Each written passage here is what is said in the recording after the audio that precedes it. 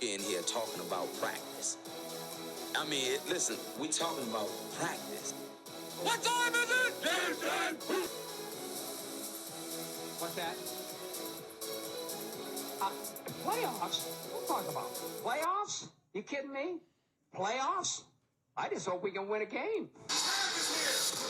The champ is definitely here. We've got the one, the only, the Remington Award winner, the fiercest man to come out of Draper. Well, one of the top two, I'll tell you that, and he's not number two. And he is the product of Jen Powers Johnson and James Powers Johnson, the one, the only JPJ Jackson Powers Johnson. How the heck are you, brother? I'm doing great. Excited to be on. Oh, dude, I'm so excited to have you back. What a year it's been since we had you on last. Last year, I was like, man, he's got a lot going for him going to Oregon, and now it's just been a whirlwind, right? Yes, sir. Can you believe where it's come? Could this have been in your wildest dreams, the situation you're in now, declaring for the NFL draft a year early and all that jazz? I mean, yeah, no, it's definitely goals I've, set for myself since I was a little kid. But, I was thinking about this last time, before we were setting this up. Last time I was talking to you, like, going into, like, I think I was maybe my sophomore year. And just so much has changed since then, and, it's just been a great process. It's been a fun time. And, yeah, just excited to fulfill a dream. Yeah, you've set a blueprint. I know there's people all over the world that are like, oh, do this, do that, do this, do that. Going into your sophomore year, you weren't the highest recruited kid in the country. Going into your junior year, you weren't the highest recruited kid in the country. Even your senior year, it's not like you were coming out as a 5-star recruit. You were a pretty high 4-star, but you exceeded every single expectation that was laid before you when you went into college. How did you do that, and what has that journey been like? I mean, it's just proving people wrong and, having a chip on my shoulder and, making sure like those stars and, what other people think of you not really play a factor on how hard you work and how hard you, want it. So, and it's just been an unbelievable journey. I mean, I had a great time at Oregon, an amazing fan base and amazing people. Now I'm just excited to go on to the next. I love that. And you don't have a chip on your shoulder. You might have the Grand Canyon on there. How was that developed in your life?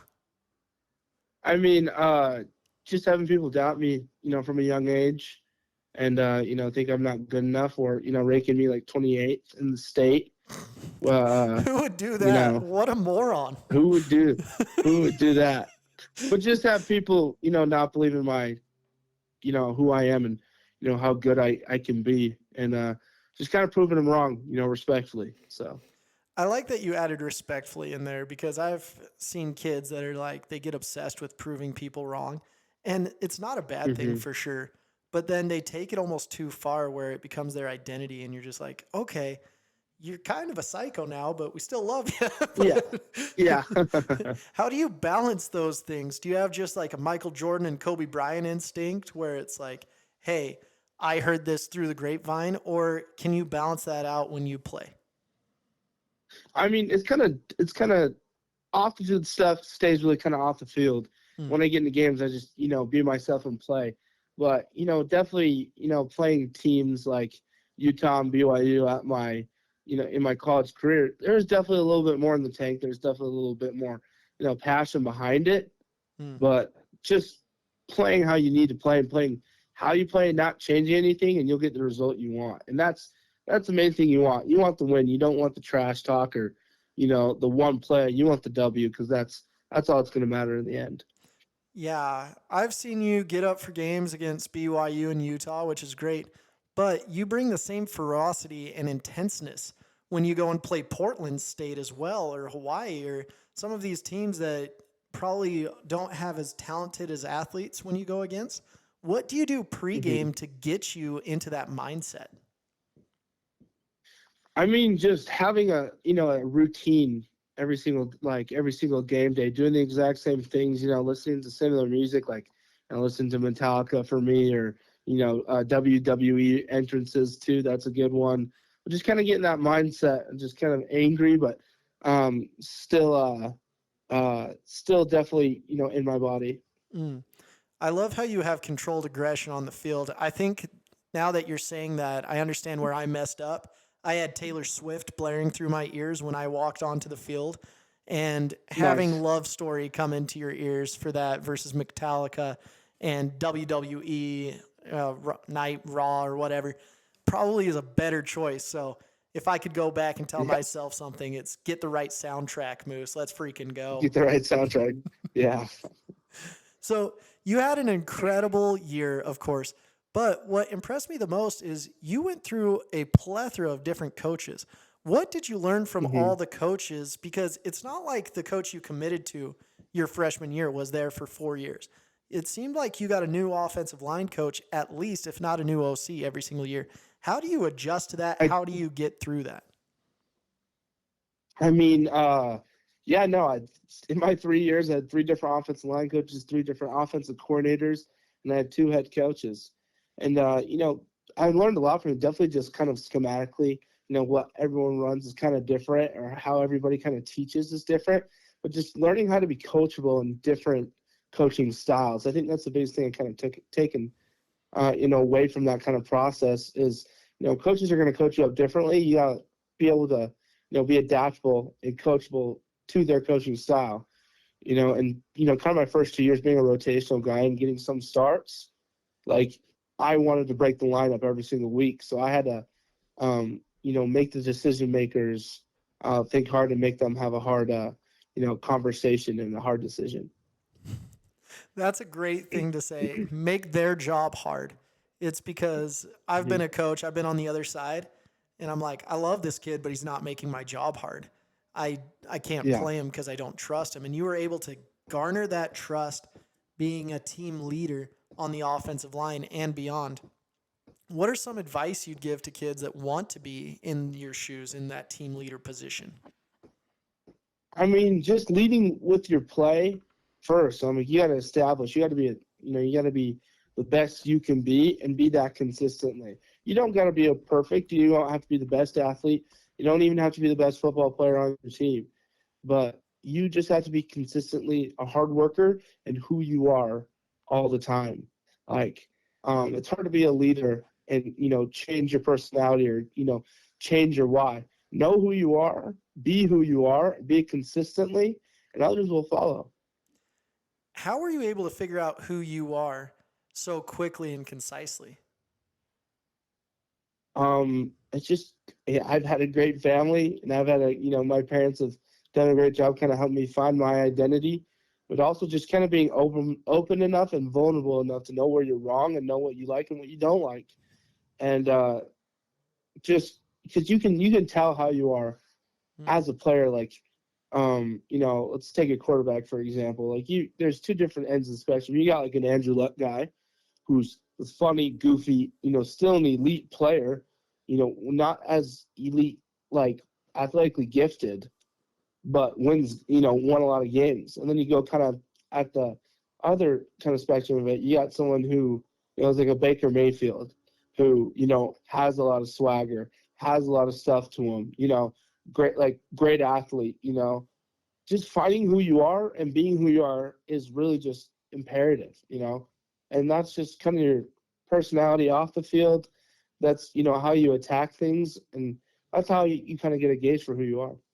I think that's very timely advice. I had a teammate that he wasn't aggressive enough, played offensive line, and everyone was just pounding it in his head to like flip the switch, flip the switch, flip the switch.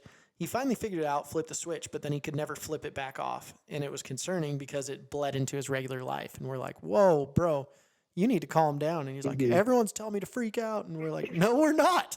Like, Yeah. this is like math class. You don't need to be running and yelling in math class, you psycho. Let's just let's figure out the No, Colonel exponents. Sanders, you're wrong. Exactly. Oh man, freaking water boy. The medulla Yeah. oblongata. I freaking love it. So you went through all of these challenges. You went to Oregon, had a blast out there, and then you got into a situation where you're going into the NFL draft. Super exciting, super scary. What has your experience been like meeting with these teams, talking to them? What are they looking for, and what are kind of like some surprising things that they asked you? I mean, it's kind of similar. Just every single interview you do, they're looking for you to be yourself because they can know if you're uptight. They can know if you're putting on a front. They can know if your answers have been calculated by your agent. Mm. And just really being who you are, and saying the right things, but still being who you are. That's kind of what you need to do. And that's all these teams are looking for. They're looking to see if you're a good kid, because you're a good enough player to be at the combine. You've been invited. You're a good enough player. Let's see who he is as a kid. Let's see how he learns. Let's see, what adversity he's been through. That's what these teams want to see and want to accomplish. So going through those interviews, it's a fun time because it's just conversations that, I've had before, and whether it be with my mom or my dad. And so I was really prepared for it, and Oregon helped me really prepare for it. And, the combine was a really fun experience. It was definitely draining. And, but I did get some funny questions, like you always get questions on, like, you're from Utah. Like, are you married? Do you have kids? And I'm like, no, not yet. And then like, all right, are you talking to any girls? And can we see a picture of them? Like, kind of like, why are they an extension of your character? It's like different things that you have to dive so deep into that you normally wouldn't. But because they're investing millions of dollars in you, they need to see how you think and who you are. They asked you, can we see pictures of the girls you're talking to? Yeah, they did. Did you pull up like some supermodel, or were you like, I'm not talking to anyone? Because that might be the funniest question. Yeah, that's a good one. And you always gotta have a picture already ready to go, because they're looking too. Like if you're talking to a really short girl, they're like, oh, like you don't want your kids to play sports, so. Like it's a fine line. It's a very fine line. They're like, you're not dedicated to your retirement plan of your future kids going to the NFL. Yep. That might be the funniest thing I've heard. I've never heard them ask for a picture of the girl you're talking to, but I think that this should be a universal thing because I've met some recruiters that do not have very beautiful wives, and I'm like, you're not a good recruiter because I can tell that you're not good. Yeah, that's what they say too. Like, yeah, we know you know how to scout and recruit just by who you're talking to. Yeah, they've actually asked me for their number to follow up with them. Like I gotta pull out the number and then I call like, hey, if there is a call, do not answer. Don't answer. Don't answer any calls from Kansas City. If there's a Kansas City, nope, don't do it. It's a trap. Oh my goodness. I know that I am a 5-star recruiter because of my beautiful wife, but some of these other people I'm concerned with. And I love that they're kind of checking in on you, making sure that you're like, all right, we need some D1 babies coming here. So at least they're on the right path. So for all those girls that are listening, you need to be at least 5'10" or above to get on the radar of JPJ.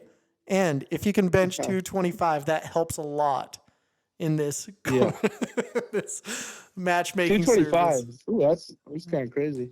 I know it's a little bit crazy, but that's what we need if we are going to have some D1 babies coming in here. D1 babies, yeah. Jen would approve. Yeah, I get mad at my parents all the time. I'm like, 7 billion people on the earth. You guys couldn't find anyone over 6 foot? Neither one of you? All right, cool. I'll be your kicker. It's fine. It's all right. Well, we'll figure out gymnasts and jockeys. Here we go. And I did the same thing. My kids are going to be mad at me, but that's okay. So you've gotten to do something that very few people have done is you've gotten to fly out to some of these teams. What has that experience been like? Is it like official visits all over again? So I didn't get any officials because of COVID. So this is the closest thing I've gotten to an official visit. I mean, they're trying to sell to you, but you're also trying to sell to them, Like, and it's just like you're meeting everybody. They're just trying to get a gauge for kind of who you are still. And you get to see the city. They say, if you're drafted here, this is where you can live. And it's just kind of it is of sorts an official visit, but without the one-side recruiting. It's still a job interview. So it's like an official visit before you've been offered, where you're like, please Yeah, give me money. Please, I'm on my best behavior. But that's yeah, kind of that's pretty interesting. much. Where are some of the places that you visited? Did you like any of them, or were you like, nothing compares to the state of Utah and Oregon? I mean, a lot of those teams that that I got to visit, they're unbelievable cities, unbelievable people, and just kind of mostly on the east side of the country, So, just kind of experiencing that kind of different culture. I mean, some of them it's like flat land, it's very flat, and it's kind of hard for me, because I'm like, oh, I love looking at mountains, that's what I'm so used to. But still, beautiful cities and amazing people. We don't like the flat land. Be careful. It's kind of like talking to kids before they get a mission call. Whenever they say, "Oh, I don't want to go Oh here," yeah, no, I that's know. when they get sent to like the flattest place in the world, and you're like, "Dang it." Hey, either way, I'm gonna love it. Either way, every place has been beautiful, but a little bit of look, see something out your window would be nice. The funny thing is, I always laughed when kids would come on recruiting trips to Utah. They're like, "Oh, I love the mountains. I'll be skiing all the time." And I'm like, You'll "You're be gonna be skiing all playing the football, time. buddy.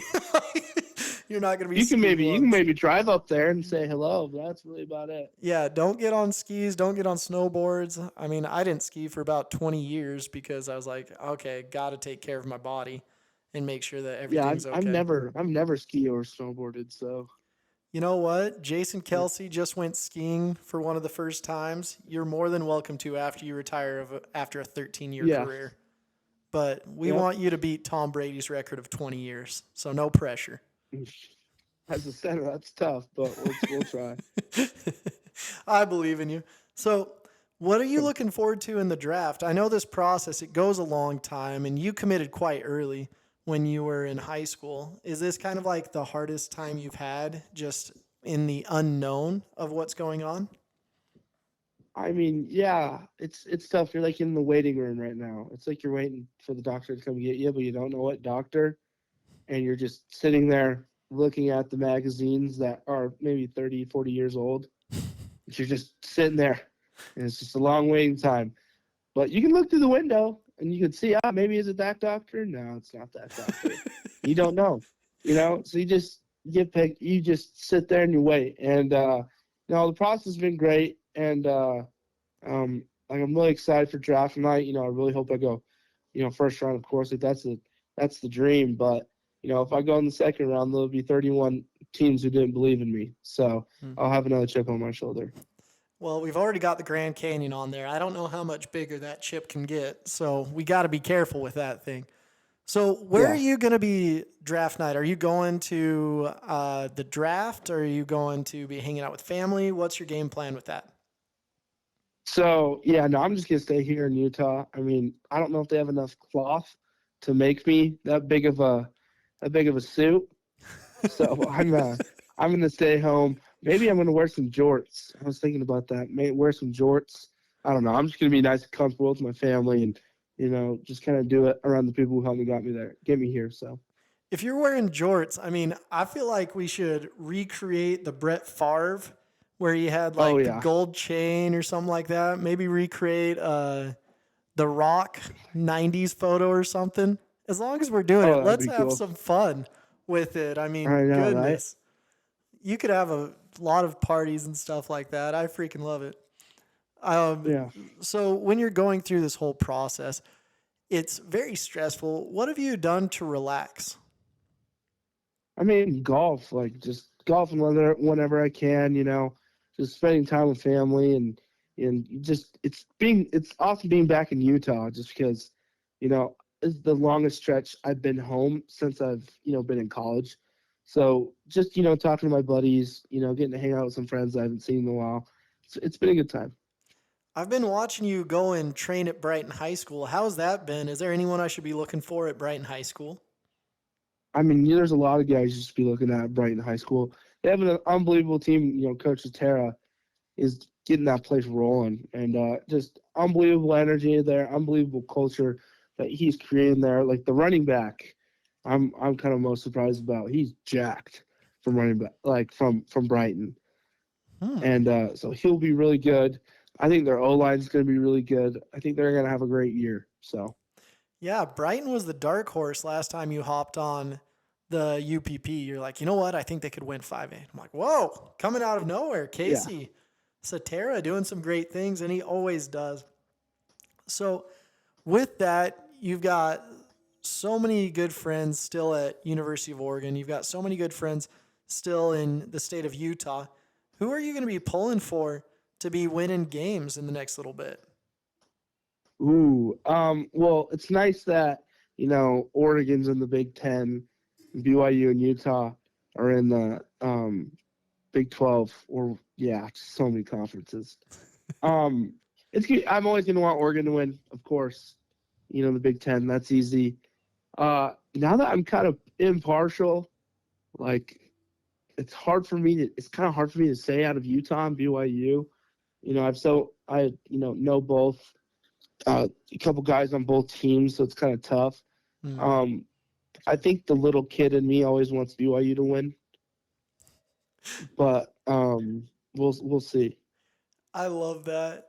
And you've had a lot of good quarterbacks that you've played with as well. You've got Yeah. Dart that's over at Ole Miss. Do you still talk with him very often or not so much?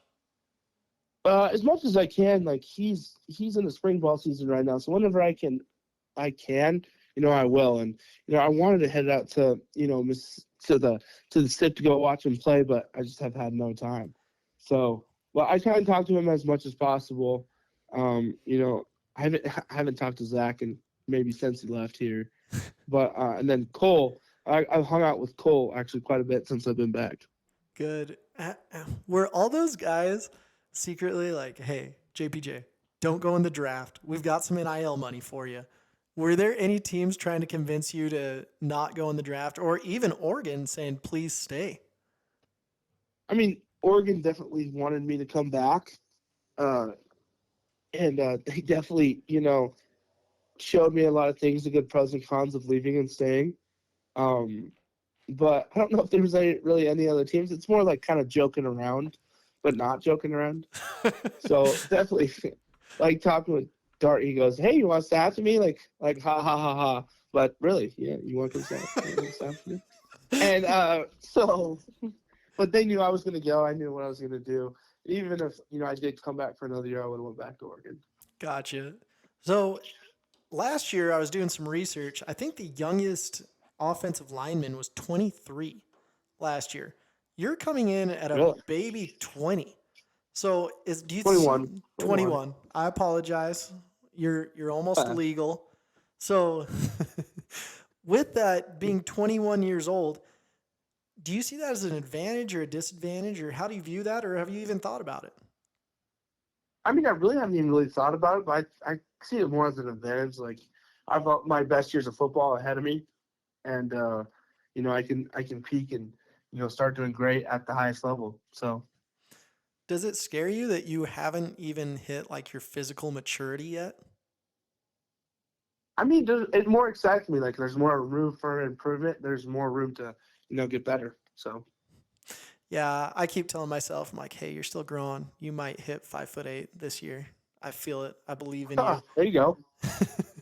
But you came into the combine at 6'3.5", and it seems like you're Yeah. still growing. It's crazy to watch because every time I see you, I'm like, he's gotten bigger, and it's Well, you impressive. had me at like 6'1" back in high school. I didn't even have So you at 6'1". I had you maybe 5'11". That's why you didn't get the highest rating. Highest rated yeah. 5'11" offensive center in the country. And I'm like, Wow, good spin around there, Boots. Good spin around. yeah. Then I saw No, you and but I'm like, oh crap, he's at least 6'1". And then I saw you again and I'm like, oh crap, he's at least 6'2". And then I'm like, my goodness gracious, he might be 6'3". Next time I see you, you might be kick stepping on the edge if you keep this up. hey, if they want me to, I'll do it. So with this, you're still growing, you're still like finally figuring it out. And I think that's just such an exciting option for you. Are you kind of like intimidated being out there on your own? Like if you go to Buffalo or Miami or somewhere on the East Coast, because that's where you said most of the teams have been flying you out. Is that kind of a difficult thought process for you? I mean, a little bit. Like it's always kind of tough to go away and try something new. I'm just kind of more excited for it. I've been the West Coast my entire life, and that'll be kind of a new change for me, a new adventure, and a new challenge for sure. But my family will come see me as much as possible, and there might be a special somebody that will come out with me. Maybe we'll see. So. Oh, if you're alluding to me, yes, I will come out and see you. Don't worry, Jackson. Yes. But I freaking love it. Freaking love you. Is there anything else? I know you've got another call coming up here. I'm sure it's ESPN or the president or something like that. But just asking for advice, how to run the country, how to be just the man, the myth, and the legend. But with everything else, I mean, is there any advice you'd like to give to yourself if you could talk to yourself now when you were in high school? Just keep doing what you're doing. Buy into everything that's going on. I mean, I had such an amazing high school career, and amazing coaches, and amazing teammates. Just keep doing what you're doing, and because everywhere kind of leads to here. So you don't gotta change anything. You don't have to do anything different. Just continuing to be yourself. I love that. Once you guys know who you are, you know how to work hard, you've surrounded yourself with the right people like Jackson has, you can definitely take your game from the bottom to the top level possible. And we've seen Jackson do that. He's a great representative for the state. So, Jax, I just appreciate you coming on to the UPP and wish you nothing but luck in the upcoming draft. No, I appreciate it. Thank you for having me. Best podcast out there. Oh, freaking love you, dude. Well, this is Moose Bingham. Thanks so much for tuning in. We'll have another podcast next week on the Utah Preps Podcast. In here talking about practice. I mean, listen, we talking about practice. What time is it? Game time. What's that? Playoffs? What are you talking about? Playoffs? You kidding me? Playoffs? I just hope we can win a game.